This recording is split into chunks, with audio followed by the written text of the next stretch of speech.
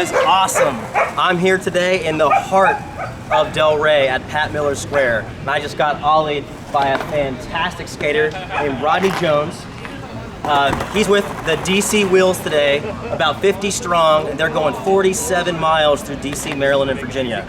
And what they're doing is stopping every so many miles along the way, and we're here today feeding them, getting them rehydrated, and getting them on the road. So what's going to happen later is I'm going to interview 3 people, including Jimmy Pelletier, who's the founder of DC Wheels, Bill Blackburn, who's feeding everyone from DC Wheels, and Pat Miller, the namesake of Pat Miller Square, right here in the heart of Delray. And what's happening today is they're raising money for lupus awareness, and through a company called Make Your Mark, the Lupus Foundation of America. So if you feel so inclined later on, look us up at whyalexandria.org, enjoy the podcast, and we'll have a link there in case you want to contribute yourself. Thank you so much.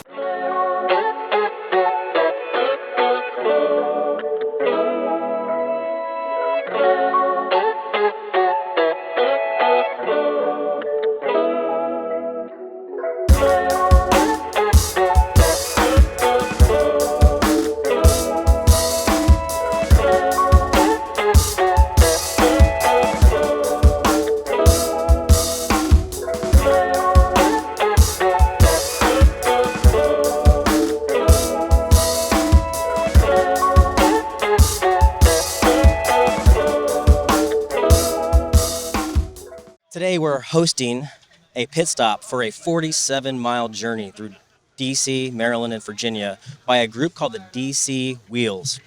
The DC Wheels was founded by Jimmy Pelletier, who we'll be talking to today.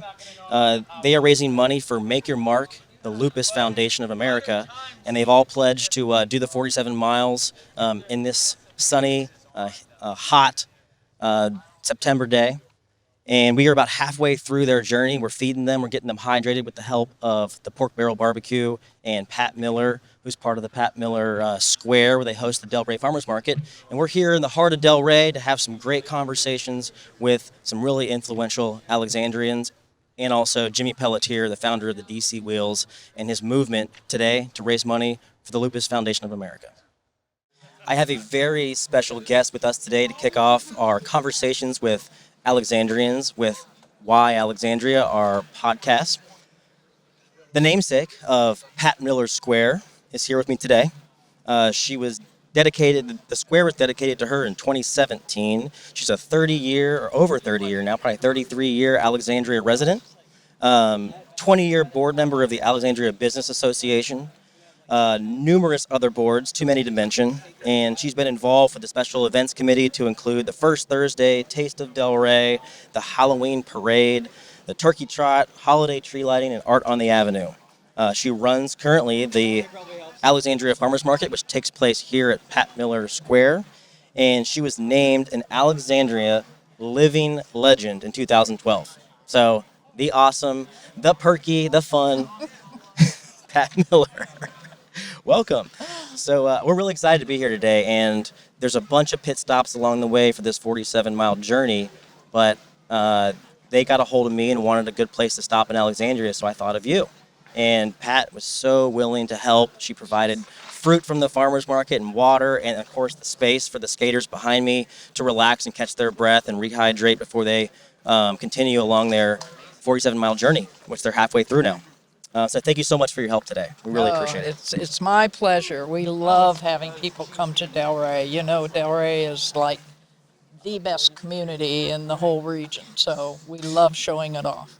I know. I just overheard you talking to some of the guests that came to witness the skaters today, and you were saying it is the best neighborhood anywhere ever. What makes you say that? The people. People are amazing. Yeah, it's so funny you say that. The theme and the kind of the motto of our podcast is sharing Alexandria through its most valuable asset, its people. So that dovetails perfectly into that. Yeah, you can't do anything unless you have the good community behind you and the open minds of the people and everything. And boy, Delray is that from the word go. Well, you're certainly a sterling example of a local Alexandrian, one of the people who's been involved in, man, you name something in Alexandria, I think it wouldn't be the same if Pat Miller's name wasn't attached to it. So Thank you for all your years of service. Let me ask you, 33 years ago, what brought you to Alexandria? A job, and it was a political advertising consulting firm, Okay. and we were working on it nationally, and one of the workers there lived here and said, "You got to come to Delray," and I came and I stayed. Wow. Well, 33 years ago, Delray wasn't what it was today. You got it. It wasn't. Because so little. You grew up I'm here. dating myself, but I was born 35 years ago here in. Well, I wasn't born in Delray, but I was born at Alexandria Hospital and grew up in Delray. Uh-huh. And man, when I was a kid, my babysitter had to know which streets to take a walk on and which ones not to take a walk on because it was a little rough 33 years ago. Yeah, it really was. But yet, the people that there's a lot of people still here that were here 35 years ago. I mean, everybody has stayed. There's a lot of new people in, but they all have the Delray feel. So it's all a good community. It's so cool. I love just watching on a weekend, all the people walking. It's diverse in every way. You have pets and dogs and children and strollers and just individuals walking around enjoying the sights and sounds of Delray. They call this Mount Vernon Avenue stretch where Main Street still exists. I love that. Yep. And it does, because when you walk into a store, be it a restaurant or be it a retail store or be it a service store of some sort, the owner's there. The owner is there. The owner is working it, and that makes a world of difference, I think. Yeah, for sure. And I know Bill Blackburn, one of the owners of Pork Barrel, is here today. Yep. And, in true fashion, he brought out the sliders himself to feed these guys. We're talking to him next. Motivating factor. You've been involved in so much, where Main Street still exists. It wouldn't be Main Street without the parades and the festivals that happen along Main Street. Every weekend, roads are closed for people to walk and enjoy all the shops and restaurants and things that Delray has to offer. Why spend the majority of your adult life investing so much into Delray and volunteering? What motivates you? It's the opposite. It's what I get back. It's amazing how many friends you get to make and talk to and see, and you walk down the street and everybody says hi and everybody goes, "How you doing?" And to me, that's where it's all at. That's so funny. I kind of feel the same way. I coach the local, help with the local wrestling team for the local, it's called Junior Titans. And I love getting to know the parents and the kids. And then I feel like you can't name a street in Alexandria where I didn't know someone that I grew up with or played soccer with as a kid. And it is cool to walk down the street and be able to say hi to, every other third or fourth person and have conversations that are just organic and just happen on the spot. I know what's been fun about the whole COVID thing, even though people are still staying 6 feet apart, is you see people running into other people, and there they are standing on the corner, 6-8 feet apart, but they're standing on the corner talking, which is really great. Well, I'm going to give you one last question. It's the question we always ask all of our guests, and it's the namesake of our podcast. Why Alexandria? Other than coming here for a job, you've been here for 33 years. You've obviously stayed for a reason. Give me one last pitch on why Alexandria. Why not? Alexandria just is, you can talk to your politicians, it's a touchy-feely place, and I don't mean that in the crazy way, but everybody knows everybody, and it's an open book. It's a big little city. Yeah, and very much so. That's awesome. I'm sure if everyone in the world could see Alexandria through your eyes, you'd have everybody wanting to move here. It's one of those places. Please, come on over. The more the merrier. Well, I want to tell everybody, if you want to come by on Saturdays from 8 to 12 in the morning, the Delray Farmers Market is top-notch. It's stellar. It has all kinds of local farmers and vendors, not just farmers, all kinds of store owners that bring their goods here, and Pat Miller organizes it all, and we love it, and it wouldn't be the same without it. So thank you so much again for your help today. Thank you, and we are COVID-19 safe at our farmers market. Awesome. So, great. Well, thanks so much, Pat. I really appreciate you being here today and all your help.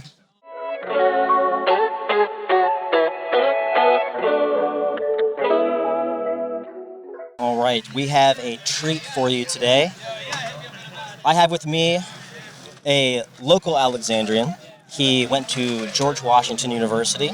And after that, he started working for a staple of Alexandria, Mango Mike's, where it all began. Man, you've done your research. Managing partner and co-owner of Pork Barrel BBQ and the Homegrown Restaurant Group.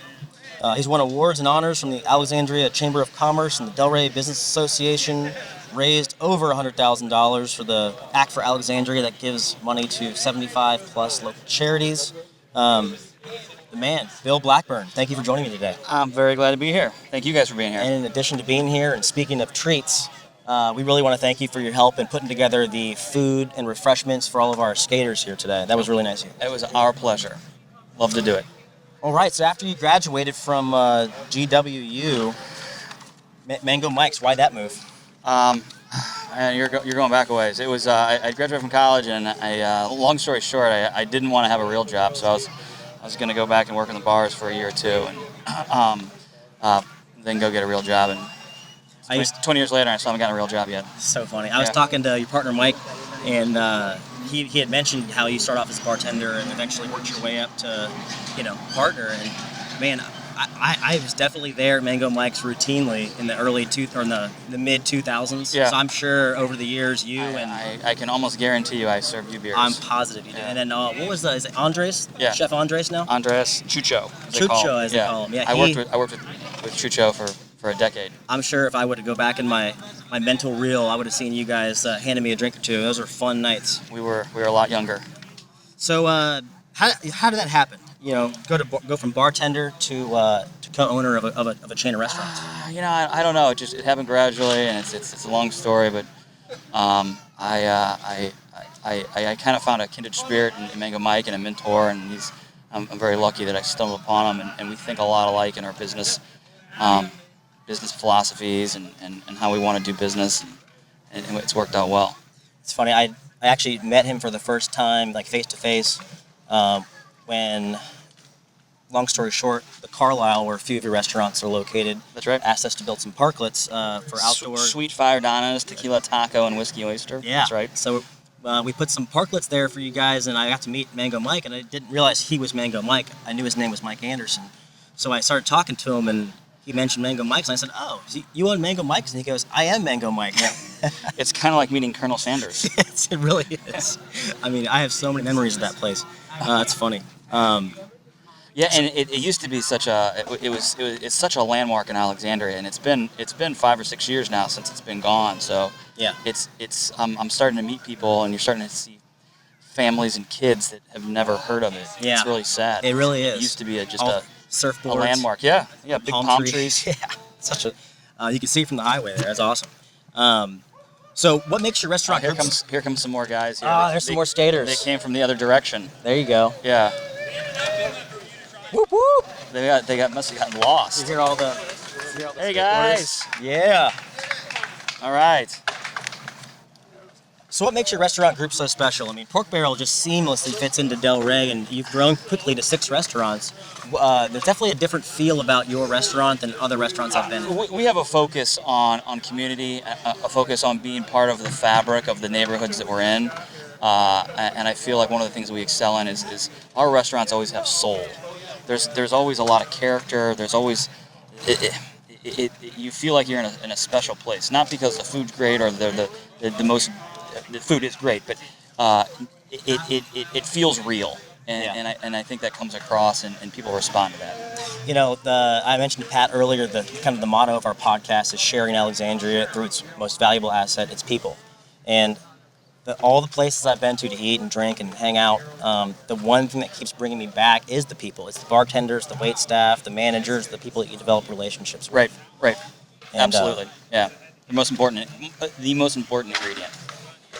Yeah, it's definitely evident in your restaurants, because I can literally think of all the people I've met at Taco and Tequila and Pork Barrel and just Chucho and they spark up conversation. They get to know you, and when I'm walking by, it's like, oh, I want to go say hi to them. And then while you're there, you get a drink. Yeah. And then while you're there, you get something to eat. And before you know it, you've invested really good money into your restaurant, but also building relationships. That's right.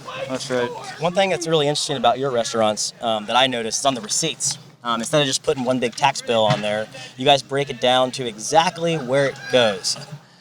We we did that shortly after the 1% affordable housing dining tax we added on, and so we decided that it was 11%. We wanted to kind of show people where that was going. Yeah. So it's 11%. If you order a cheeseburger or a beer anywhere in Alexandria, you're going to pay an 11% meals tax, and 6% of that is the sales tax, which goes to the state down in Richmond, and then 4% of that is the meals tax, which goes to the general fund of Alexandria, and then there's now an additional 1%, which is collected by the city of Alexandria, and it goes into an affordable housing fund. And so that's where that breakdown is. Yeah, that's in this day and age when you kind of wonder where all your tax money is going, it's nice at a local level, just when you're paying a bill, to kind of be like, oh, okay, I kind of see where, who's taking money to go where and where it's ending up and all that. Right. Very cool. So what's next? Do you guys have any plans for a new restaurant opening anytime soon? Well, we're in a weird time right now, the coronavirus era, and so there's no immediate plans to do anything. Our goals right now are short term, just to keep the 6 restaurants we have right now alive and going, so we can make it to the end of this. And we're doing okay. We're considering that we can have the bars open. We're doing it well. Yeah. With your curbside dining, I mean, I think I keep seeing Facebook posts from everyone in Alexandria that goes to Sweet Fire Donna's and Taco and Tequila, and of course Pork Barrel here, and among the others. Now, unfortunately, there's going to be some restaurant closures, and already has been. But at the same time, that does open up some opportunities for some new storefronts for you guys if the opportunity presents itself. Yeah, potentially. I think that the bigger problem right now for restaurants is where they are, where they're located. Yeah. And so the restaurants that unfortunately may not make it are probably going to, the demise will be their location and not necessarily their product. And if you look in D.C. and places that draw on, that count on either tourism or commercial office lunch business, those guys are really hurting right now. And we're fortunate because all of our restaurants are in neighborhoods. Correct, They're in real neighborhoods where people still live. Everybody's home. And one thing one of our managers, Jim Miller, has said throughout this is, like, we're going to be okay. People got to eat, man. Yeah. People got to eat, True that. And so that's been our motto, is people got to eat. Well, you've been here for, at least 20 years. Why Alexandria? What brought you here, and what kept you here? I went to school in D.C. When I graduated, I didn't want to live in D.C. anymore. We wanted to have a little bit more space, and Alexandria was the first place I stopped. That's awesome. Yeah. Well, I appreciate you being here today again, and thank you for the donations of food and all that. I want to let everybody know we have next door, side by side, Holy Cow, which is a great burger and sandwich joint.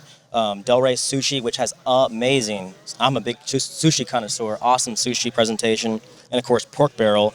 And then over in that's in Del Rey. Over in Carlisle, you have Whiskey and Oyster, Taco and Tequila, and Sweet Fire Donna's. So check it out, get their curbside service. Yeah. And again, thank you for being here today. We appreciate you guys doing this, and appreciate the plugs. Thanks for the opportunity. You got it. Thanks a lot. Thanks, Bill. See you guys. Thank you.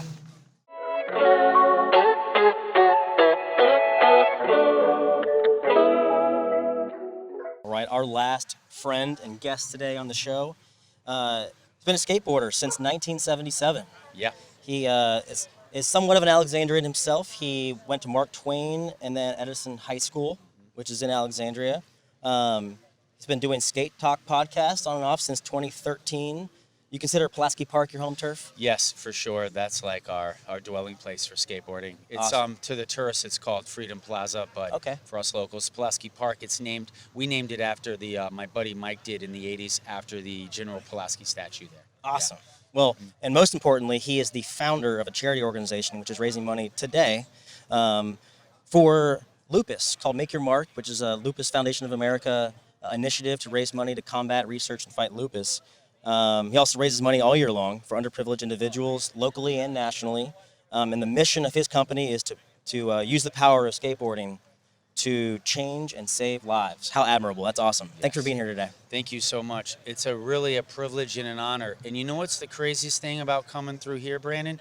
Is in 2007, when I created the DC Wheels, it was when I hit the finish line doing 45 miles for multiple sclerosis in 2007. Okay. When I hit the finish line, I knew I wanted to do something like like that for the rest of my life and use skating to help other people out. So when I hit the finish line, that's kind of when DC Wheels was created, and I actually came right through here and then passed through the torpedo factory while it was being created in my head. So to come back with a full team and guests from New York and New Jersey and Philly, it's pretty amazing to have like a posse of like 50 skaters with you and come back and do this with you right here on the main street at Mount Vernon Avenue, man. I It's consider this amazing. to be the heart of Alexandria. Me I mean, too. even Yeah. outside of Old Town. Right. Main Street still exists here, and Yeah. to see you guys rolling all in purple down Main Street, Yeah. Mount Vernon Avenue, which Yeah. is such a cool visual. Yeah, and you know what? We're so happy they repaved the road just in time. That's right. Makes it a little Yeah. easier on the wheels, right? Yeah, totally. On the DC wheels. Yeah. So, why 47 miles? You said 45 initially was the first one. and then- We changed it to 47 because technically our buddy Eric Rossetti did it with us a few years ago. Well, almost every year, and he had a Fitbit on, and he was like, it's closer to 47. And so, yeah, we changed it to that because it technically is 47, and I like the lucky number 7 too. So Okay, cool. Yeah. Good enough. Now, Pat Miller told me to give you a little bit of crap. No girls today, and I heard it was we have 3 on our team, and we're actually going Okay. to surprise another woman that's 30 because she's probably going to make the whole distance. I'm going to take my necklace and medallion off that I made that Lupus Foundation sent me, and I'm going to put it around her neck at the finish line, and then we're going to put her on the That's team. so awesome. And she has no idea. And I think there was a second group that rolled in that had the girls. So Pat yeah. Miller made that comment Yeah. before they had rolled Yeah. in. So that's awesome. And it was your sister actually that got you into Yes, skateboarding. got me into skateboarding. So, yeah, I'll let Pat know. Yeah, we're definitely got that female power on the team. So, for She's sure. like, bump those numbers up. So, Yep. the coolest part about individual sports is it's like it levels all playing fields, and to have people of all shapes and sizes and genders and everything be able to, compete and give it their best on an individual basis is one of the coolest things I think about skateboarding. Yeah, same. Totally, man. It's amazing. You can just go out in front of your house, down the street, all you need is your board and you're ready. Well, I feel like COVID almost might have, boosted up Let me your tell you, interest. from what I've heard from companies and teams, and the word on the street is that a lot of families have tried to learn skateboarding in front of their house with their whole family. So skateboarding, the supplies are like almost running out from big companies right now, and everything is just getting eaten up right now because it's like a hot new thing for families to do in front of their house. So Yeah. it's really skyrocketing again, which will be good for all of us in the long run. And I love to see someone get back, get into skating the first time and see the spark, because it changed my life, and I hope it does them as well when they get that spark and see it for the first time, That's awesome. Yeah. But so how did with your passion for skateboarding? Obviously, it's not a huge amount of money in that unless you're Tony Hawk. Right. How did you balance your career and your work with your passion for skateboarding? It's really hard because with DC Wheels, it's a full-time job in itself. So I do that full-time. I care for my 86-year-old mother full-time. And then I also work for the Institute of International Education and help run the office in downtown DC. We have offices around the world. And they are set out for 100 years. They've helped people who can't afford an education get one through scholarships and Fulbrights and grants. So, yeah, and I learned a lot from there to help me with my charity organization and stuff. So. Yeah, I bet. And then before you know it, the president of the organization is cutting out skateboarding articles from New York Times and putting them on my desk. Oh, man. When most people at work are afraid to talk to him. That's awesome. So I'm pretty stoked on that, yeah.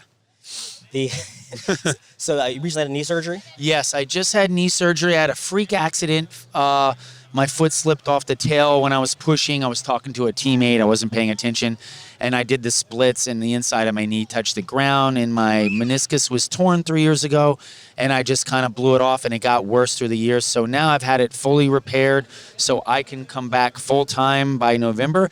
And so I'm following the team today with an electric motocross bike, but November 20th, on my birthday, I'm going to do it myself with a live cam to do makeup homework. So We'll definitely announce that Yeah, on the podcast. for Look sure. forward to that. The question I always ask my guests towards the end of the conversation is, obviously you have some roots here, going to high school. I actually lived in, I'm going to salute the motocross guys. Hey, guys, can you do a wheelie for us out? All right.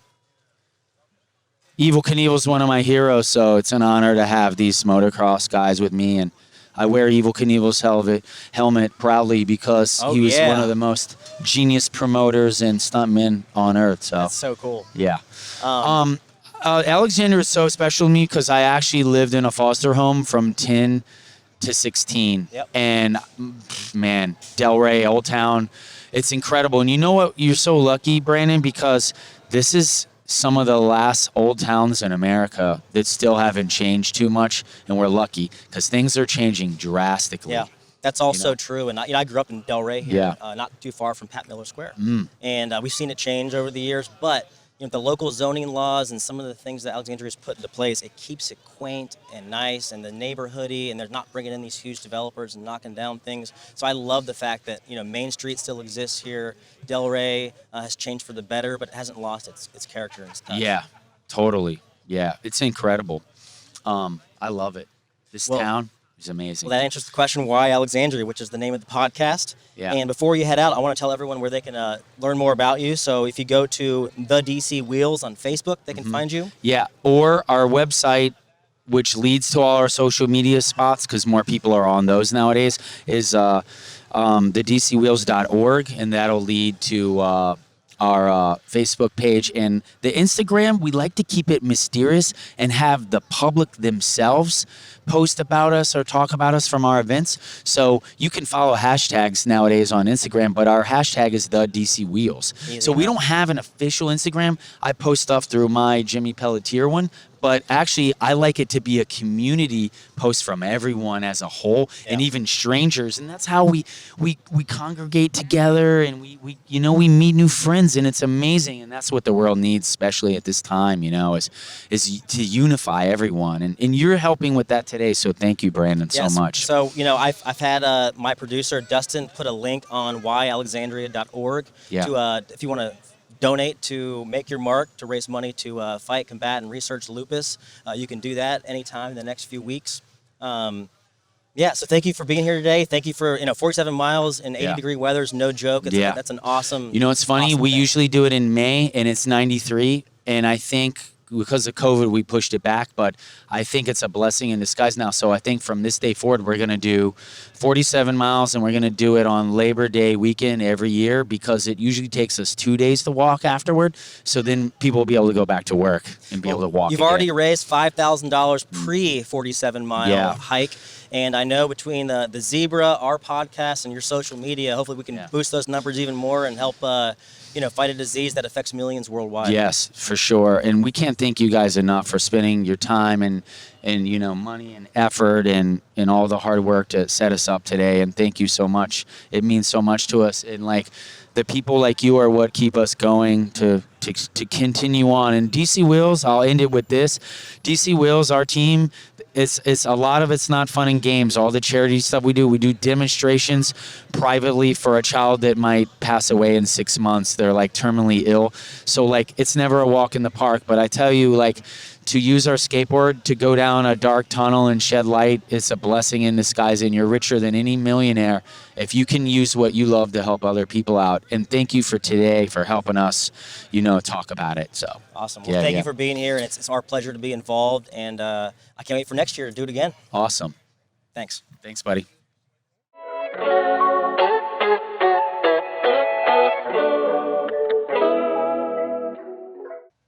All right. The skater you just saw ollie right over my chest. Evil Knievel, they call him. The Benjamin Button of skating.